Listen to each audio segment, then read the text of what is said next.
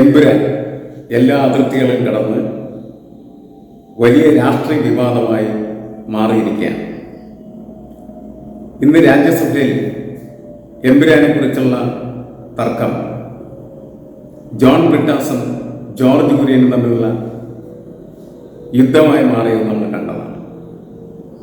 John Brittas freedom of expression എന്ന ഭരണഘടന അനുവദിക്കുന്നതായിട്ടുള്ള കാര്യത്തിന് വേണ്ടി സംസാരിച്ചുകൊണ്ടിരുന്ന സമയത്ത് ജോർജ് കുര്യൻ പറഞ്ഞത്, ഞാൻ ക്രിസ്ത്യാനിയാണ്, എൻ്റെ മതത്തെ ആക്രമിക്കുകയാണ് കമ്മ്യൂണിസ്റ്റുകൾ.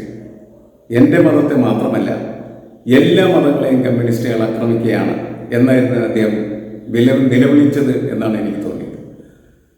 അപ്പോൾ ഇത് ഇത്രമാത്രം പ്രശ്നമായി മാറിയത് എന്തുകൊണ്ട് എന്നതാണ് ഇപ്പോൾ നാം വിശകലനം ചെയ്യേണ്ടതും ചർച്ച ചെയ്യേണ്ടത് എന്നാണ് എനിക്ക് തോന്നുന്നത്. എന്നുവെച്ചാൽ അതിൻ്റെ ഒരു രാഷ്ട്രീയമാണ് ഏറ്റവും പ്രധാനപ്പെട്ടത്. നമ്മൾ തിയേറ്ററിൽ പ്രേക്ഷകർ സിനിമ കഴിഞ്ഞ് പുറത്തിറക്കുന്ന സമയത്ത് പത്രപ്രവർത്തകർ, മാധ്യമപ്രവർത്തകരൊക്കെ മൈക്കുമായി അവരുടെ എത്തിയെന്ന് അവരോട് ചോദിക്കും, എങ്ങനെയുണ്ട് സിനിമ? മുന്നത്തെ സിനിമ കണ്ടതാണോ? വെട്ടിയതിന് ശേഷമുള്ള സിനിമ കണ്ടതാണോ? എല്ലാത്തിനും ഉത്തരവുണ്ട്, നന്നായിരിക്കുന്നു, കൊള്ളാം, അടിപൊളി. സാധാരണ സിനിമയിൽ നിന്ന് വ്യത്യസ്തമായി ഒരു ഹോളിവുഡ് സിനിമയുടെ സ്വഭാവം പുലർത്തുന്ന ത്രില്ലറാണത് എന്ന് പറയുന്ന വളരെയധികം പ്രേക്ഷകരാണ് നമ്മൾ ഈ സിനിമ തിയേറ്ററിന് മുമ്പിൽ കണ്ടുകൊണ്ടിരുന്നത്. തിയേറ്ററിന് മുമ്പിലെ സ്ഥിതി അതാണ് എങ്കിൽ രാജ്യസഭയിലെ സ്ഥിതി മറിച്ചാണ് എന്നത് നമ്മൾ മനസ്സിലാക്കിയൊരു കാര്യമാണ്. എന്നുവെച്ചാൽ സിനിമ ആസ്വദിക്കുന്ന സിനിമാസ്വാദകരുടെ പ്രശ്നമല്ല എമ്പുരാൻ്റെ പ്രശ്നം, പകരം അതിൻ്റെ പൊളിറ്റിക്കൽ കണ്ടന്റാണ്. അതുകൊണ്ട് ഇനി ചർച്ച ചെയ്യുന്നത് പൊളിറ്റിക്കൽ എമ്പുരാനെ കുറിച്ചാണ് എന്നാണ് എനിക്ക് തോന്നുന്നത്. ഈ സിനിമ ആരംഭിക്കുന്നത് ഗോദ്ര സംഭവത്തിൻ്റെ ചിത്രീകരണത്തോടുകൂടിയാണ്. ട്രെയിൻ തീപിടിച്ച് അതിനുശേഷം പിന്നീട് ഗുജറാത്തിൽ നടക്കുന്നതായിട്ടുള്ള വംശഹത്യ. ട്രെയിൻ തീപിടുത്തം എന്ന് പറയുന്നത് ഗോദ്രയിൽ സംഭവിച്ചത് എങ്ങനെയാണ് എന്നതിൻ്റെ വിശദാംശങ്ങളിലേക്കൊന്നും കടന്നു പോകുന്നില്ല. പക്ഷെ നമുക്കറിയാം, ഗോദ്ര ട്രെയിൻ കത്തിക്കൽ എന്ന് പറയുന്ന പ്രക്രിയയിൽ 57 ഹിന്ദു കർഷകർ ഒരു ബോയിക്കകത്ത്, 2 ബോയികളാണെന്ന് എനിക്ക് തോന്നുന്നു, അതിനകത്ത് കത്തി അമർന്ന് ജീവനോടെ ചുട്ടരിക്കപ്പെട്ട സംഭവം. അതിനുശേഷമാണ് ഗുജറാത്തിൽ മുസ്ലിം വംശഹത്യ ആരംഭിക്കുന്നത്. അപ്പോൾ അന്ന് അവിടെ പോലീസ് മേധാവിയായിരുന്ന ജാതവേദൻ നമ്പൂതിരി അതിനെക്കുറിച്ച് പറയുന്നത്, ആ കലാപം ശക്തമായിട്ട് അടിച്ചമർത്താനായിട്ടുള്ളൊരു നിർദ്ദേശം സർക്കാരിൻ്റെ ഭാഗത്തുണ്ടായിരുന്നില്ല എന്നുള്ളതാണ്.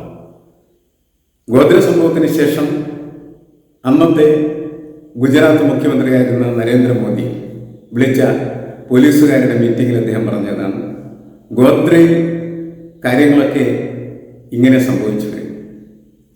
അവിടുത്തെ ജനങ്ങൾ അതിനോട് പ്രതികരിച്ചാൽ സ്വാഭാവികമായിട്ടേ നമ്മളതിനെ കാണേണ്ടത്. ഗോദ്രയിലെ സംഭവങ്ങൾ മനസ്സിലാക്കി വേണം നിങ്ങൾ പ്രവർത്തിക്കാനും പെരുമാറാനും എന്ന നിർദ്ദേശമാണ് അദ്ദേഹം നൽകിയത്. ആ നിർദ്ദേശത്തിൻ്റെ അടിസ്ഥാനത്തിലാണ് പോലീസ് കലാപങ്ങളിൽ ഇടപെടാതെ കലാപകാരികളെ സഹായിക്കുന്ന തരത്തിൽ പിന്നീട് പ്രവർത്തിച്ചത് എന്നതാണ് നരേന്ദ്രമോദിക്കെതിരെയുള്ള രാഷ്ട്രീയ ആരോപണം. ആ രാഷ്ട്രീയ ആരോപണം നരേന്ദ്രമോദി എന്ന് പറയുന്ന ഭരണാധികാരിയെ വില്ലനായി പിന്നീട് ചിത്രീകരിക്കുകയാണ് ചെയ്തത്. 1000-ലധികം മുസ്ലിങ്ങളാണ് ആ ഗുജറാത്ത് കലാപത്തിനകത്ത് കൊല ചെയ്യപ്പെട്ടത്. ഏതാണ്ട് 200ഓളം ഹിന്ദുക്കളും കൊല ചെയ്യപ്പെട്ടു. ഇപ്പം നിരവധി മനുഷ്യരുടെ മരണത്തെ ഉണ്ടാക്കിയ ആ സംഭവം ഈ സിനിമയുടെ ഒരു പശ്ചാത്തലമായിട്ട് വരുന്നു എന്നതാണ് പ്രധാനപ്പെട്ട കാര്യം.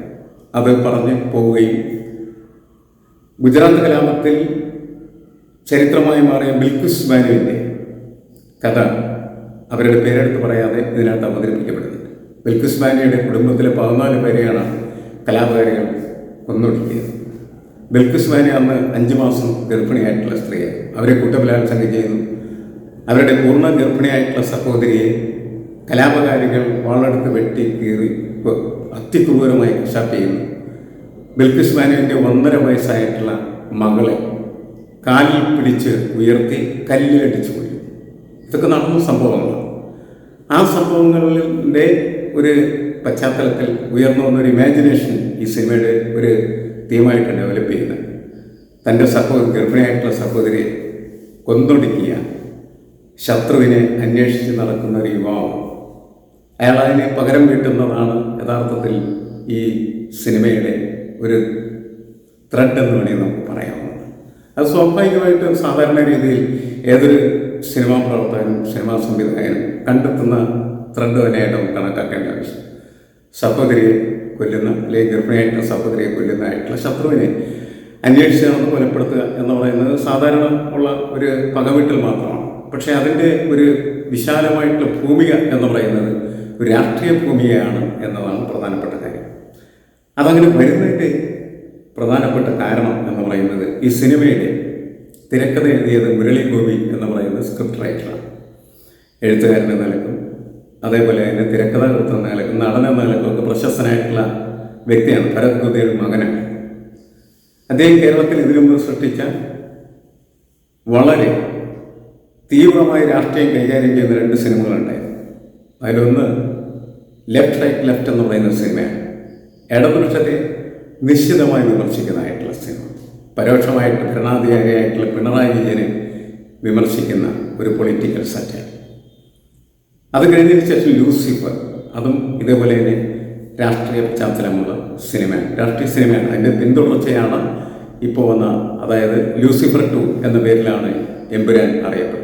എമ്പുരാൻ എന്ന് പറയുന്ന വാക്ക് തന്നെ മലയാള ഭാഷയുടെയും അതേപോലെ തന്നെ തമിഴ് ഭാഷയുടെയും വളരെ പ്രാചീനമായിട്ടുള്ള രൂപത്തിൽ ഉണ്ടായ വാമൊഴി വാക്കായിട്ടാണ് കണക്കാക്കപ്പെടുന്നത്. എമ്പുരാൻ എന്ന് പറഞ്ഞാൽ രക്ഷകൻ, രക്ഷകനായിട്ടുള്ള രാജാവ് എന്ന അർത്ഥത്തിലാണ്, അല്ലെങ്കിൽ ദൈവതുല്യനായിട്ടുള്ള രാജാവ് എന്ന അർത്ഥത്തിലാണ് അത് ഭാഷയിൽ ഉപയോഗിക്കപ്പെട്ടത്.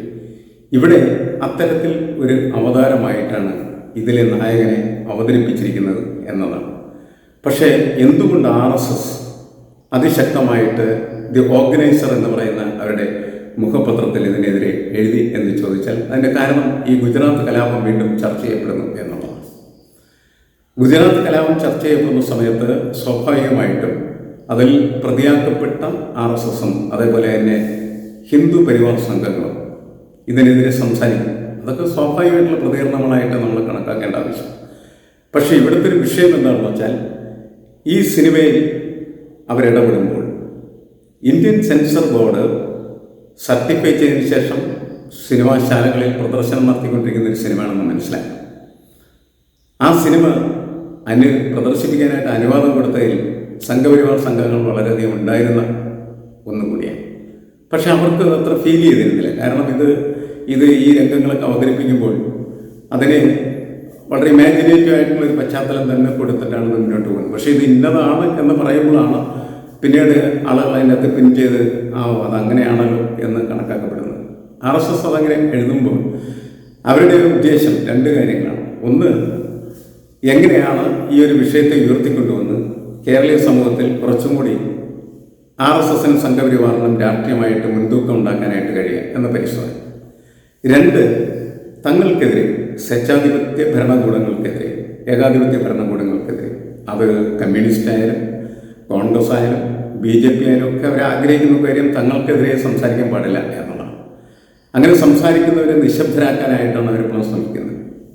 അപ്പോൾ അങ്ങനെ സംസാരിക്കുന്നവർക്കെതിരെ അവരെ നിശബ്ദരാക്കുന്നതിന് വേണ്ടി നടത്തുന്ന സമീപനം നമ്മൾ പലരും നേരത്തെ കണ്ടിട്ടുള്ളതാണ്. ഇന്ത്യയിൽ തന്നെ ഗൗരി ലങ്കേഷ് എന്ന് പറയുന്ന പ്രശസ്തമായിട്ടുള്ള പത്രപ്രവർത്തകർ ഒരു ദിവസം അവരുടെ വീട്ടിൽ നിന്ന് പുറത്തേക്ക് വിളിച്ചുകൊണ്ട് വെടിവെച്ചു വന്നു. അങ്ങനെ വെടിവെച്ചു വന്ന ഹിന്ദുത്വവാദികൾ മുന്നോട്ട് വെച്ച ആശയം ഇതാണ്: ഞങ്ങൾക്കെതിരെ സംസാരിച്ചാൽ, ഞങ്ങൾക്കെതിരെ പ്രവർത്തിച്ചാൽ, ഞങ്ങൾക്കെതിരെ എഴുതിയാൽ ഇങ്ങനെയിരിക്കും എന്നുള്ളതാണ്. അപ്പോൾ അത്തരത്തിലൊരു ഇൻസ്ട്രക്റ്റീവ് ക്യാരക്ടർ എന്ന് പറയുന്നത് വളരെ വ്യക്തമായിട്ട് അതിനകത്ത് പ്രകടമാണ്. അതിവിടെയും പ്രകടമാണ്. കാരണം ഈ സിനിമയുടെ നിർമ്മാതാവായിട്ടുള്ള ഗോകുലം ഗോപാലൻ, അയാളെ EDക്ക് വരട്ടാം, അതേപോലെ തന്നെ പൃഥ്വിരാജ് എന്ന് പറയുന്ന സംവിധായകനെ വരട്ടാം, മോഹൻലാലിനെ വരട്ടേണ്ടതില്ല എന്നവർ തീരുമാനിച്ചു. കാരണം മോഹൻലാൽ നോട്ട് നിരോധന കാലത്ത് നരേന്ദ്രമോദിയെ വാഴ്ത്തിയ ഒരു സൂപ്പർ ഹീറോ ആണ്. എപ്പോഴും ഏത് സമയത്തും വേണമെങ്കിൽ നരേന്ദ്രമോദിക്ക് വാഴ്ത്തുപാട്ട് നടത്തുന്നതിൽ യാതൊരു മടിയില്ലാത്തതായിട്ടുള്ള മോഹൻലാലിനെ പിണക്കേണ്ടതില്ല എന്നവർ തീരുമാനിച്ചു. അതുപോലെ തന്നെയാണ് തിരക്കഥാകൃത്ത്. അയാളാണ് യഥാർത്ഥത്തിൽ ഇതിനകത്ത് പൊളിറ്റിക്കൽ മാൻ. അദ്ദേഹത്തിൻ്റെതാണ് ഈ രാഷ്ട്രീയം എന്ന് പറയുന്നത്. അയാൾക്കെതിരെ ഓർഗനൈസർ ഒന്നും എഴുതിയില്ല മുരളി ഗോപിക്ക്. എൻ്റെ കാരണം വെച്ചാൽ മുരളി ഗോപി എന്ന് പറഞ്ഞാൽ ലെഫ്റ്റിന് അഗൻസ്റ്റ് ആയിട്ട് ചിന്തിക്കുന്ന ഒരാളാണ്, ഇടതുപക്ഷത്തിൻ്റെ എതിരാളിയാണ്. അവനെന്തിനും പിളങ്ങണം. അപ്പോൾ ഇടതുപക്ഷത്തിനൊപ്പം നിൽക്കുന്ന പൃഥ്വിരാജ് അവനെ ശരിപ്പെടുത്താം. അവനെ ശരിപ്പെടുത്തുന്നതിനോടൊപ്പം തന്നെ ഗോപാലിനെ പോലുള്ളതായിട്ടുള്ള പണച്ചാക്കുകളെയും ഭീഷണിപ്പെടുത്താം. മര്യാദക്കല്ലെങ്കിൽ നിന്നെ ED വേട്ടയാടും എന്നെല്ലാം. അപ്പോൾ ഇങ്ങനെ ഒരു വളരെ വിസ്തൃതമായിട്ടുള്ള ഒരു ക്യാൻവാസിൽ RSS നടത്തിയ പരിശ്രമങ്ങളാണ് ഈ സിനിമയെ ഒരു പൊളിറ്റിക്കൽ സിനിമയാക്കി മാറ്റി. അപ്പോൾ പൊളിറ്റിക്കൽ സിനിമയാക്കി മാറ്റിയത് കൊണ്ടാണ് നമുക്ക് ഈ എമ്പുരാൻ എന്ന് പറയുന്നതിനെ പൊളിറ്റിക്കൽ എമ്പുരാൻ എന്ന് വിശേഷിപ്പിക്കാനായിട്ട് കഴിയുന്നത്. എൻ്റെ ചർച്ച കുറച്ചുനാൾ കൂടി തുടർന്നേക്കും എന്നാണ് എനിക്ക് തോന്നുന്നത്. പക്ഷേ വിവാദങ്ങളൊക്കെ ആ പടത്തെ സഹായിച്ചു, ആ പടത്തെ നിർമ്മിച്ചവരെ സഹായിച്ചു, അവർക്ക് വലിയ തോതിൽ കളക്ഷൻ ലഭിച്ചു. അത് മനുഷ്യ സ്വഭാവമാണ്. വിവാദങ്ങളുണ്ടെങ്കിൽ മാത്രമാണ് ആളുകൾ ശ്രദ്ധിക്കുകയുള്ളൂ എന്നുള്ളത്. പക്ഷേ അതിൻ്റെ രാഷ്ട്രീയം എന്ന് പറയുന്നത് പാൻ ഇന്ത്യൻ തലത്തിൽ ഇന്ത്യയിലെ ഗുജറാത്ത് കലാപത്തെയും അതുപോലെ ഗോദ്രയിലെ തീവണ്ടി കത്തിക്കലിനെയും ഒക്കെ ചർച്ചയ്ക്ക് വിധേയമാക്കി എന്നുള്ളതാണ്. അതാണ് അതിൻ്റെ രാഷ്ട്രീയം. ആ രാഷ്ട്രീയ സാധ്യത തന്നെയാണ് പ്രധാനപ്പെട്ടത് എന്നാണ് എനിക്ക് തോന്നുന്നത്.